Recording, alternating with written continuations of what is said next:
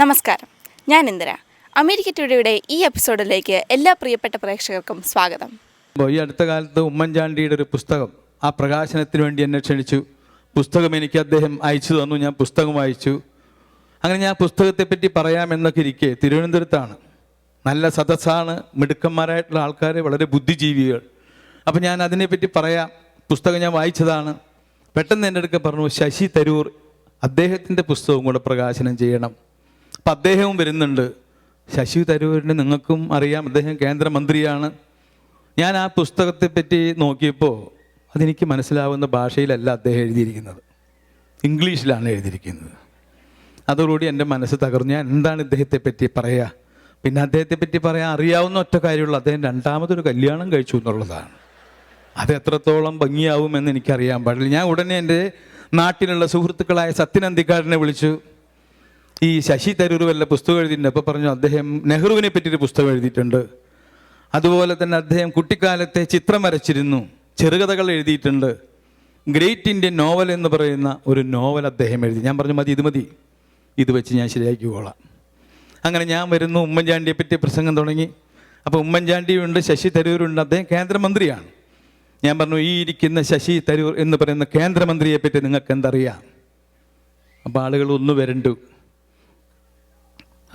അവർ തമ്മിൽ നോക്കി. ഞാൻ പറഞ്ഞു, അദ്ദേഹം ഒരു കേന്ദ്രമന്ത്രി എന്നുള്ളതിനേക്കാൾ ഉപരി അദ്ദേഹം ഒരു എഴുത്തുകാരനാണ്.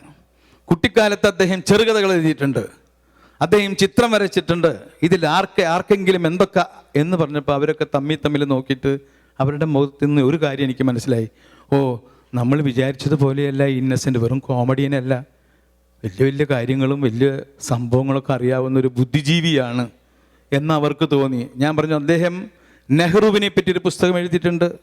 ഗ്രേറ്റ് ഇന്ത്യൻ നോവൽ എന്ന് പറയുന്ന ഒരു ഇംഗ്ലീഷ് നോവലിൽ മഹാഭാരതത്തിലെ കഥാപാത്രങ്ങളെയാണ് അദ്ദേഹം സൃഷ്ടിച്ചിരിക്കുന്നത്. ഇതെത്ര പേർക്കറിയാം?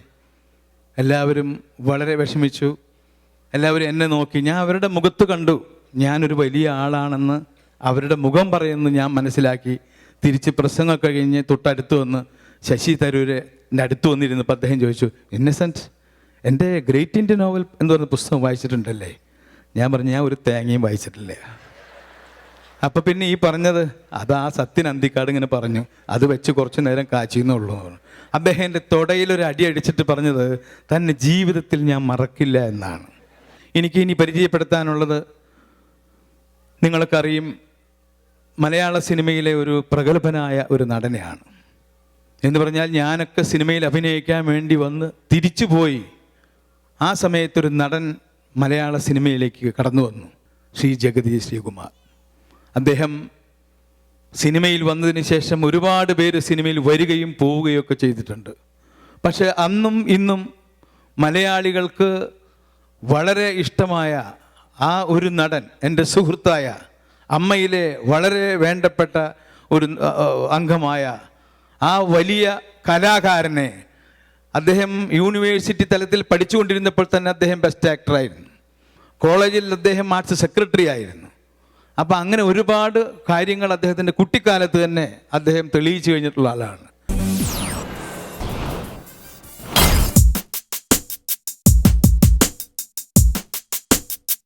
ഹായ്, ഞാൻ ഇന്ദിര. അമേരിക്ക ടുഡേയുടെ ഇന്നത്തെ ഈ എപ്പിസോഡിലേക്ക് എല്ലാ പ്രിയപ്പെട്ട പ്രേക്ഷകർക്കും സ്വാഗതം. മലയാള സിനിമയുടെ ഹാസ്യ സാമ്രാട്ട് ജഗതി ശ്രീകുമാറിൻ്റെ ഒരു സംഭാഷണം നമുക്ക് കാണാം. ആ വലിയ മനുഷ്യനായിട്ടുള്ള ജഗതി ശ്രീകുമാറിനെ ഞാൻ വേദിയിലേക്ക് ക്ഷണിക്കുന്നു. ജഗതി ശ്രീകുമാർ.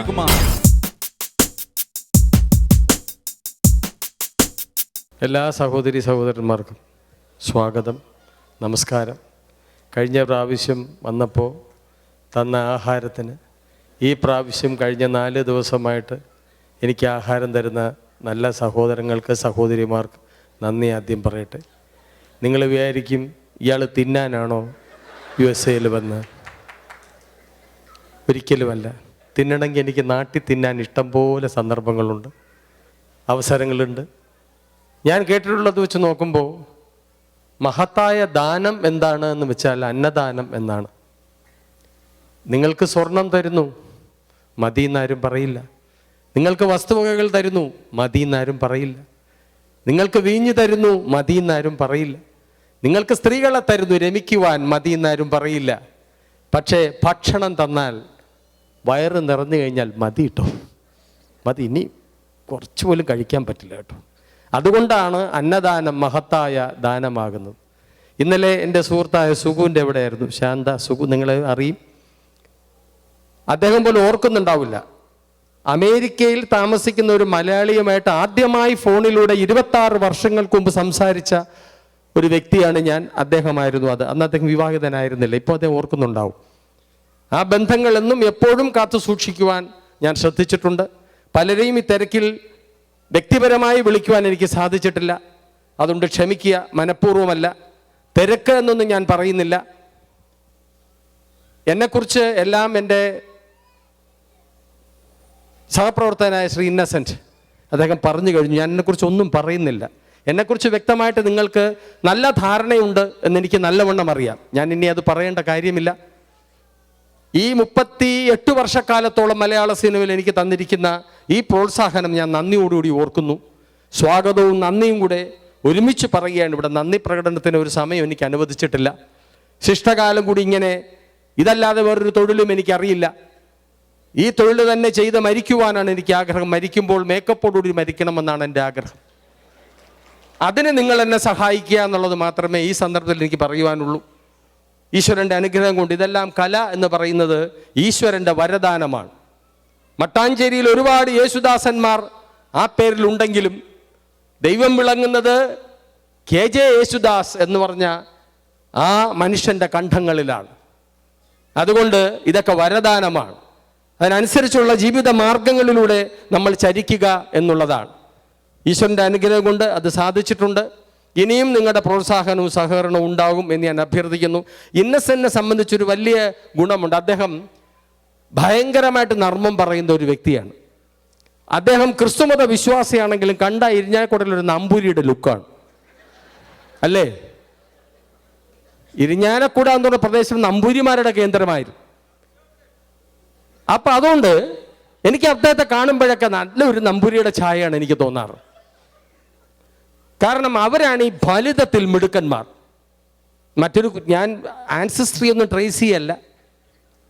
അപ്പം ഞാൻ ഇന്നച്ചൻ എങ്ങനെ ഈ ഫലിതം പറയാനുള്ള ഒരു കഴിവ് കിട്ടിയത്?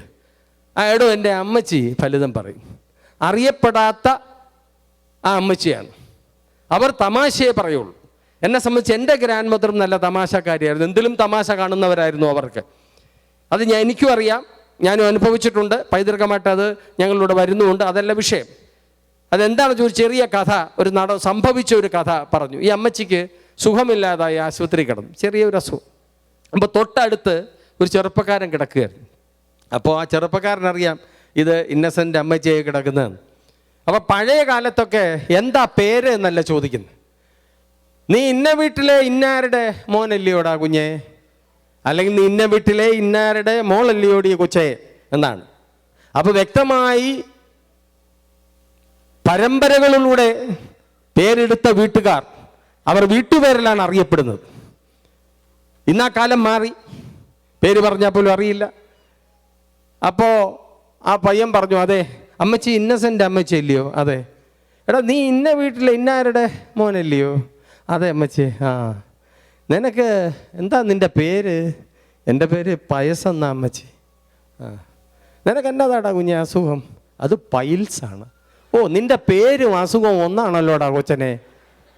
അത് പെട്ടെന്ന് അമ്മച്ചിക്ക് തോന്നിയതാണ്. അപ്പം എന്തായാലും അമ്മച്ചിയുടെ കഴിവ് ഈ മകൻ ഉണ്ടാകണം. എനിക്ക് ഇന്നസെൻ്റ് 2 കാര്യത്തിലാണ് ബഹുമാനം. ഒന്ന്, നല്ലൊരു സംഘാടകനാണ് അദ്ദേഹം. എത്രയോ വർഷങ്ങളായി വിവിധ സ്വഭാവക്കാരായി ഞങ്ങളെപ്പോലെയുള്ള ചെറ്റകളെ ഒരൊറ്റ ചരടി നിർത്തി കൊണ്ടുപോകുന്ന ഭയങ്കര ഒരു കഴിവാണ്. സംശയം വേണ്ട കാര്യത്തിൽ. വർഷങ്ങളായി ഞങ്ങളുടെ പ്രസിഡന്റ് തന്നെയാണ്. അത് ഐക്യകണ്ഠേനയാണ് തിരഞ്ഞെടുത്തിരിക്കുന്നത്. ക്ഷമയ്ക്ക് ക്ഷമ, സ്നേഹത്തിന് സ്നേഹം. ഒരിക്കലും അദ്ദേഹം ക്ഷോഭിച്ച് ഞാൻ കണ്ടിട്ടില്ല.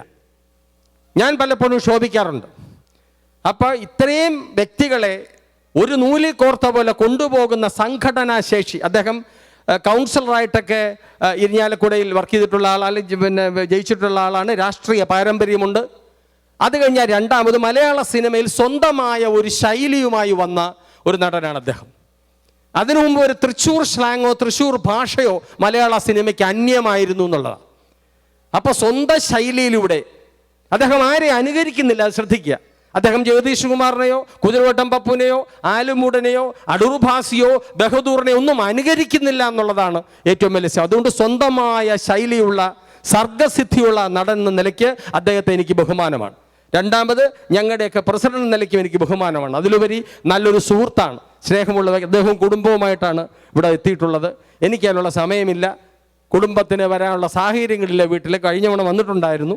അതുകൊണ്ട് അന്നും ഈ പറഞ്ഞ പോലെ ഞങ്ങളെ രണ്ടുപേരെയും സ്നേഹത്തോടുകൂടി ഭക്ഷണവും വാസ സൗകര്യങ്ങളും എല്ലാം തന്ന എല്ലാവരെയും നന്ദിയോടെ ഓർമ്മിച്ചുകൊണ്ട് നിങ്ങളുടെ വിലപ്പെട്ട സമയം ഈ ഒരു സായാഹ്നത്തിന് വേണ്ടി വിനിയോഗിച്ചതുകൊണ്ടും എനിക്ക് അങ്ങേറ്റത്തെ സന്തോഷമുണ്ട്. ഇനി ചെറിയൊരു ഇടവേള. Reflection Media, Houston, Texas. Professional people with latest professional equipments. We do high definition videos and photography for weddings, engagement, birthday, baptism, and all other occasions in anywhere in US. Family portraits in affordable prices. Please call Khalid Taliesin 832-476-8777. Reflection Media, Houston, Texas.